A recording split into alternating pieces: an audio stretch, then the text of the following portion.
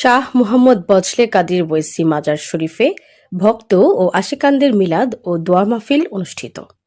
বিস্তারিত দেখুন daily news ৭১-এর নিজস্ব প্রতিনিধির পাঠানো তথ্য ও ভিডিও চিত্রে।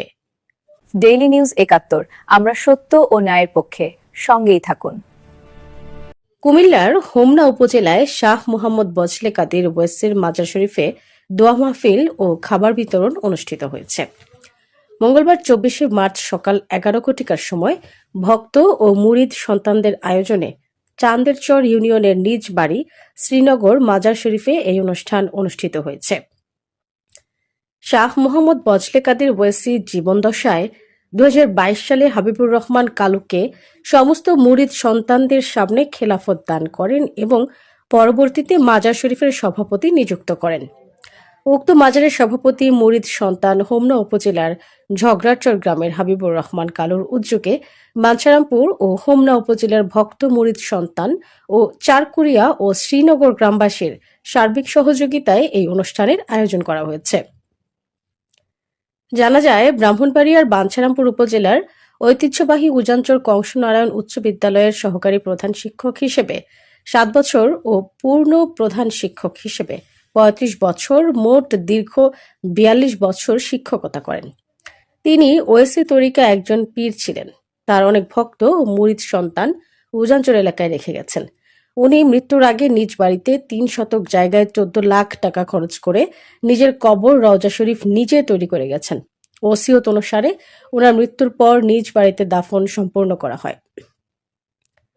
প্রধান শিক্ষক শাহ মুহাম্মদ বজলে কাদির ওয়েসি ২০শে মার্চ দিবাগত রাত ১০:৩০টায় রাজধানীর সরকারি পিজি হাসপাতালে চিকিৎসাধীন অবস্থায় মারা যান। তিনি দীর্ঘদিন যাবৎ অসুস্থ ছিল। Kidney, liver, diabetes, brain high pressure সহ বিভিন্ন সমস্যা নিয়ে হাসপাতালে ভর্তি ছিলেন। শনিবার ২১শে মার্চ ঈদের দিন সকাল ১১টায় উজানচর কংসনারায়ণ উচ্চ বিদ্যালয় মাঠে প্রথম জানাজার নামাজ অনুষ্ঠিত হয়। এরপর অ্যাম্বুলেন্সে করে নিজ বাড়ি হোমনা উপজেলার চান্দেরচর শ্রীনগরে নিয়ে যাওয়া হয়। সেখানে দুপুর ২টায় তার দ্বিতীয় জানাজার নামাজ অনুষ্ঠিত হয়েছে।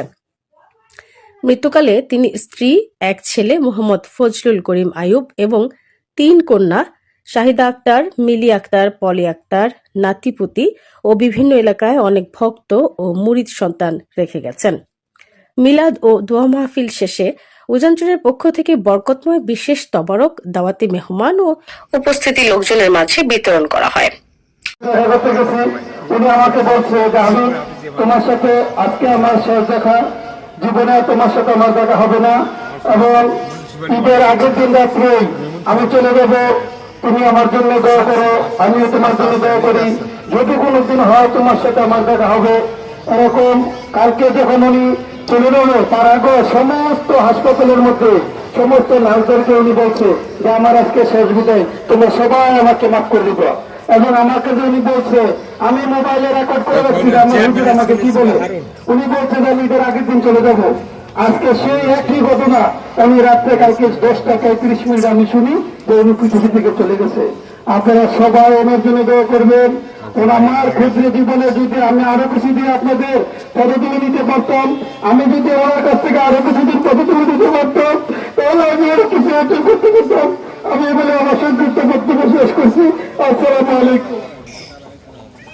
মৌসুমী Mung, daily news ৭১, desk report, Bancharampur.